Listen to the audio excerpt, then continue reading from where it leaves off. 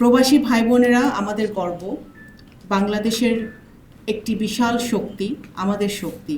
বাংলাদেশ আর সিঙ্গাপুরের মধ্যে সম্পর্কটা শুধু আমাদের বাইল্যাট্রাল বা ব্যবসাজনিত নয়, আমাদের সম্পর্ক ইট গোজ বিয়ন্ড বর্ডার্স, গোজ বিয়ন্ড বাইল্যাট্রাল রিলেশন, গোজ বিয়ন্ড বিজনেস। একটা মানবিক সম্পর্ক আছে দুই দেশের মধ্যে। প্রবাসী বাংলাদেশিদের কল্যাণ, নিরাপদ অভিবাসন এবং বৈদেশিক কর্মসংস্থানের সুযোগ সম্প্রসারণে মাননীয় প্রধানমন্ত্রী জনাব তারেক রহমান বহুমুখী প্রবাসী ও অভিবাসন বান্ধব নীতি গ্রহণ করেছেন। সবার আগে বাংলাদেশ নীতি অবলম্বন করে সকল দেশের সাথে সুসম্পর্ক বজায় রেখে দেশের স্বার্থকে সর্বোচ্চ গুরুত্ব দিয়ে একদিকে দেশে নতুন ইনভেস্টমেন্ট আনার কাজ, অন্যদিকে একই সাথে কর্মসংস্থান সৃষ্টিরও কাজ শুরু হয়েছে। তার নেতৃত্বে নতুন শ্রমবাজার অনুসন্ধান, দক্ষতা উন্নয়ন, স্বচ্ছ ও ঝুঁকিমুক্ত অভিবাসন, প্রবাসী কার্ড প্রবর্তন, বিদেশে বিপদগ্রস্ত কর্মীদের সহায়তা এবং প্রবাসী সেবা সহজীকরণে বিভিন্ন উদ্যোগ নেওয়া হচ্ছে। মাননীয় প্রধানমন্ত্রীর দিক নির্দেশনায় সরকার দেশে এবং বিদেশে বাংলাদেশিদের মর্যাদাপূর্ণ কর্মসংস্থান এবং প্রবাসী জনগোষ্ঠীর অধিকার ও কল্যাণ নিশ্চিত করতে প্রতিশ্রুতিবদ্ধ। বর্তমানে প্রায় 1,50,000 বাংলাদেশি সিঙ্গাপুরে কর্মরত আছেন। আপনারা নির্মাণ, মেরিন, উৎপাদন, প্রক্রিয়াজাতকরণ সহ সিঙ্গাপুরের বিভিন্ন গুরুত্বপূর্ণ খাতে নিষ্ঠার সঙ্গে কাজ করছেন। আপনারা বাংলাদেশে উন্নয়নের নির্মাতা। আপনাদের কঠোর পরিশ্রম একদিকে যেমন আপনাদের পরিবারের মুখে হাসি ফোটায়, অন্যদিকে বাংলাদেশের অর্থনীতির ভিতকে আরও সুদৃঢ় করে। এই রেমিটেন্স দেশের অর্থনীতি শক্তিশালী করার পাশাপাশি অসংখ্য পরিবারের শিক্ষা, চিকিৎসা এবং ভবিষ্যৎ নির্মাণে গুরুত্বপূর্ণ ভূমিকা রেখে চলেছে। বাংলাদেশের সরকার এই অবদানকে দেশপ্রেম ও আত্মত্যাগের উজ্জ্বল দৃষ্টান্ত হিসেবে দেখে। আজ যাদের সম্মাননা দেওয়া হচ্ছে, আমি তাদের আন্তরিক অভিনন্দন জানাচ্ছি। তবে আজ হয়তো এই মঞ্চে কিছু প্রবাসী বাংলাদেশি সম্মাননা পাচ্ছেন, কিন্তু আমার কাছে সিঙ্গাপুরে কর্মরত প্রত্যেক সৎ, পরিশ্রমী, দায়িত্বশীল এবং আইন মেনে চলা বাংলাদেশি একজন সম্মানিত রেমিটেন্স যোদ্ধা। আপনারা প্রত্যেকেই বাংলাদেশের গর্ব এবং উন্নয়নের অংশীদার। বাংলাদেশ ও সিঙ্গাপুরের জনশক্তি ও কর্মসংস্থান সহযোগিতা আজ নতুন উচ্চতায় পৌঁছেছে। দক্ষ জনশক্তি, স্কিলড আপগ্রেডেশন, কর্মীদের পুনর্নিয়োগ, আন্তঃপ্রতিষ্ঠান স্থানান্তর এবং ন্যায্য কর্মপরিবেশ নিশ্চিতকরণের বিষয়ে বাংলাদেশ ও সিঙ্গাপুরের মধ্যে আলোচনা চলমান রয়েছে। সিঙ্গাপুর সরকার দক্ষ বাংলাদেশি কর্মীদের প্রতি আস্থা প্রকাশ করেছে। দক্ষতা উন্নয়ন, পুনর্নিয়োগ, আন্তঃপ্রতিষ্ঠান স্থানান্তর এবং ন্যায্য কর্মপরিবেশ নিশ্চিতকরণে দুই দেশের আলোচনা চলছে। কর্মসংস্থান সৃষ্টি বর্তমান সরকারের অন্যতম প্রধান অগ্রাধিকার। এ লক্ষ্যে আমরা দেশে বিনিয়োগ, শিল্পায়ন ও উদ্যোক্তা উন্নয়নের পাশাপাশি আন্তর্জাতিক শ্রমবাজারে বাংলাদেশিদের জন্য দক্ষ, নিরাপদ ও মর্যাদাপূর্ণ কর্মসংস্থানের সুযোগ সম্প্রসারণের কাজ করে চলেছি।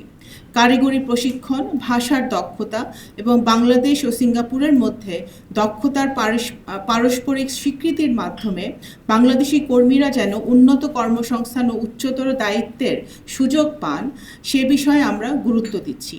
একই সঙ্গে অভিবাসন ব্যয় হ্রাস, স্বচ্ছ নিয়োগ ও নিরাপদ অভিবাসন নিশ্চিত করার প্রচেষ্টা অব্যাহত রয়েছে। বাংলাদেশের অভিবাসন ব্যয়, আনফর্চুনেটলি, আমাদের migration cost is higher than any other country in the world. আমাদের যেখানে আমাদের অঞ্চলে, দক্ষিণাঞ্চলে বা অন্যান্য যে কোনো দেশ থেকে যখন একটি মানুষ বিদেশে যায়, খুব বেশি হলে 2 থেকে 2.5 লাখ 3 লাখের মধ্যে তারা যেতে পারে। কিন্তু বাংলাদেশে আমাদের যেহেতু আনফর্চুনেটলি অনেক সিন্ডিকেট থাকে, অসাধু ব্যবসায়ীরা থাকে, এই অসাধু ব্যবসায়ীদের কারণে আমাদের ভাইরা জমি, যেটা আপনারা বক্তব্যেও বলেছেন, জমি বিক্রি করে, সব কিছু বিক্রি করে তারা 10, 15, 12, 13, 14 লাখ টাকা খরচ করে তাদের বিদেশে আসতে হয়। এবং সব কিছু ছেড়ে যখন বিদেশে আসে তখন অনেক সময় সিঙ্গাপুরে হয়তো যারা আছেন তারা অনেক ভাগ্যবান, এই হয়তো এই পরিবেশটা তারা পান না, কিন্তু অনেক জায়গায় এত টাকা খরচ করে এসেও জবের নিশ্চয়তা তারা পান না। তো সেই জায়গাটায় আমাদের বর্তমান সরকার, আমরা 5.5 মাস হয়েছে আমরা দায়িত্ব গ্রহণ করেছি, কিন্তু আমরা চাইছি যে মাইগ্রেশন কস্টটা একেবারে কমিয়ে নিয়ে আসতে, 3 লাখের মধ্যে নিয়ে আসতে। কারণ সিঙ্গাপুরে আমাদের 1.5 লাখের মতো ভাই বোনরা থাকে। আপনারা জানেন আমাদের গালফ কান্ট্রিতে, অন্যান্য দেশে আমাদের অনেক বেশি আমাদের বাংলাদেশি ভাই বোনরা অনেক কষ্ট করে ওনারা যান, কাজ করেন এবং দেশে টাকা পাঠান।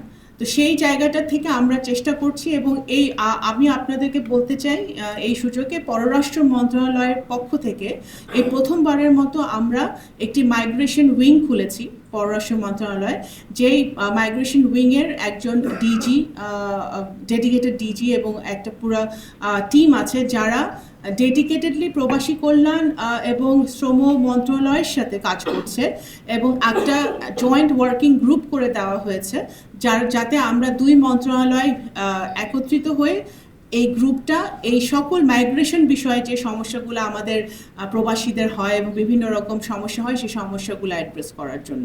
তো সরকার সচেষ্ট আছে এই আপনাদের সমস্যা সমাধানের লক্ষ্যে। সরকার শিক্ষা খাতকে সর্বোচ্চ গুরুত্ব দিয়ে অন্য যে কোনো সময়ের চেয়ে বাজেটে শিক্ষা খাতে সর্বোচ্চ বরাদ্দ রেখেছে। বিশেষ করে ভোকেশনাল ট্রেনিং, টিভেটকে আরও উন্নত এবং সময়োপযোগী করা, কারিগরি শিক্ষা ও থার্ড ল্যাঙ্গুয়েজ শিক্ষাকেও জোর দিচ্ছে সরকার। নারীর ক্ষমতায়নে সরকার কাজ করে চলেছে। আপনারা জানেন 2026 সালের জুন মাসে সিঙ্গাপুরে 3টি প্রতিষ্ঠানের প্রায় 400-র অধিক বিভিন্ন দেশের অভিবাসী কর্মীদের কয়েক মাসের বেতন বকেয়া রেখে দেউলিয়া ঘোষিত হওয়া এই 3টি কর্মস্থলের সকলে চাকরি হারান, যাদের মধ্যে প্রায় 2 শতাধিক বাংলাদেশি কর্মী ছিলেন।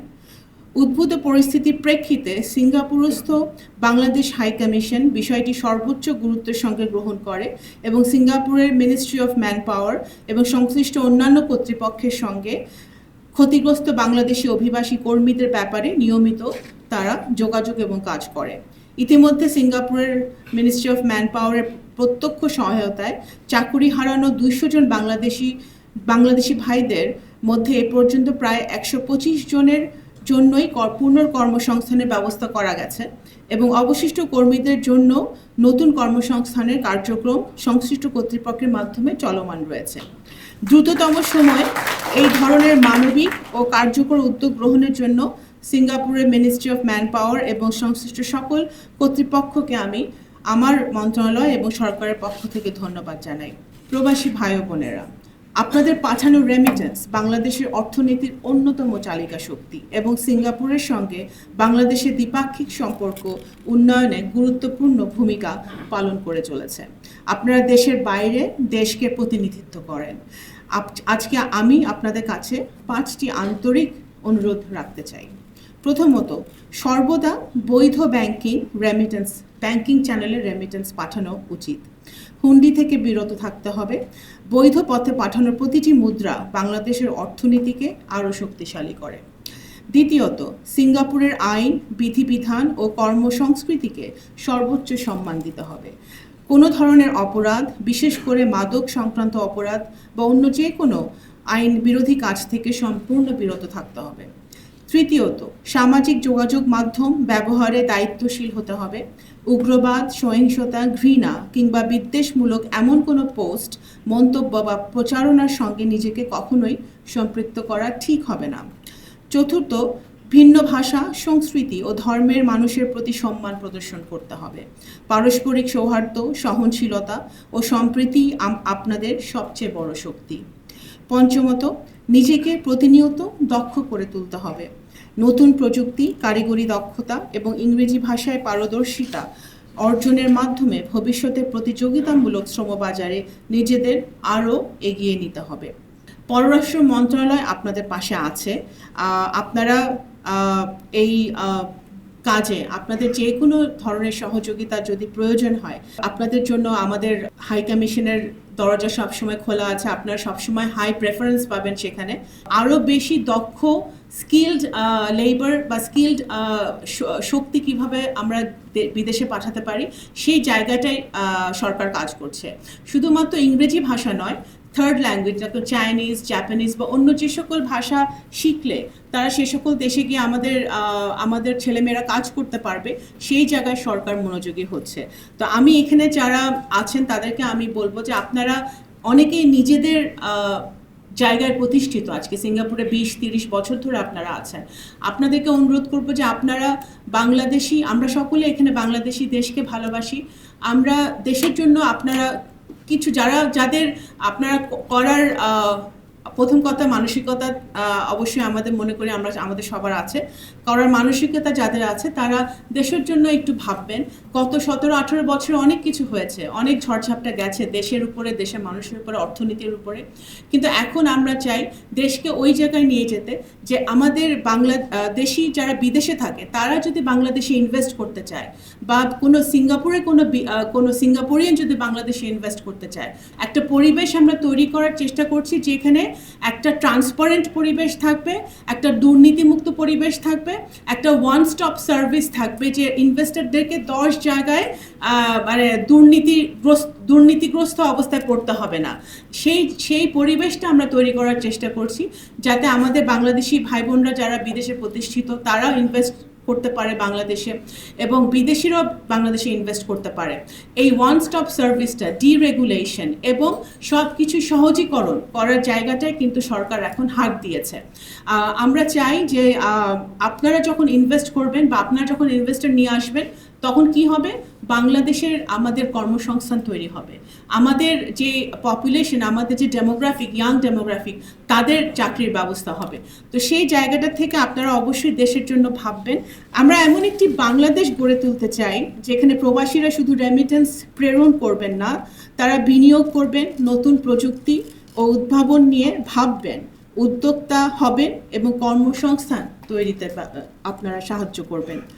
বাংলাদেশের পাটজাত কৃষি ও কৃষি প্রক্রিয়াজাত পণ্য, তৈরি পোশাক, ওষুধ ও অন্যান্য মানসম্পন্ন পণ্যের জন্য সিঙ্গাপুরে নতুন বাজার তৈরিতে প্রবাসী বাংলাদেশিরা গুরুত্বপূর্ণ ভূমিকা রাখতে পারেন। স্থানীয় ব্যবসায়ী ও বিনিয়োগকারীদের সঙ্গে বাংলাদেশের উদ্যোক্তা ও রপ্তানিকারকদের সংযোগ স্থাপনের মাধ্যমে আপনারা দুই দেশের বাণিজ্য ও বিনিয়োগ সম্পর্ক আরও সম্প্রসারণে অনেক সহায়তা করতে পারেন। আমার বক্তব্য শেষ করার পূর্বে আন্তরিক ধন্যবাদ জানাই অনুষ্ঠানের আয়োজক দৈনিক বণিক বার্তা, বাংলাদেশ হাই কমিশন, সিঙ্গাপুর সরকারের সংশ্লিষ্ট প্রতিষ্ঠানসমূহ, ব্যাংক ও এক্সচেঞ্জ হাউসের প্রতিনিধিদের এবং সর্বোপরি উপস্থিত সকল প্রবাসী বাংলাদেশি ভাই বোনদের। বাংলাদেশের অর্থনীতি ও উন্নয়নে আপনাদের অবদানের জন্য আমি গভীর কৃতজ্ঞতা জানাচ্ছি। আপনাদের সকলের সুস্বাস্থ্য, কল্যাণ এবং সাফল্য কামনা করছি। ধন্যবাদ।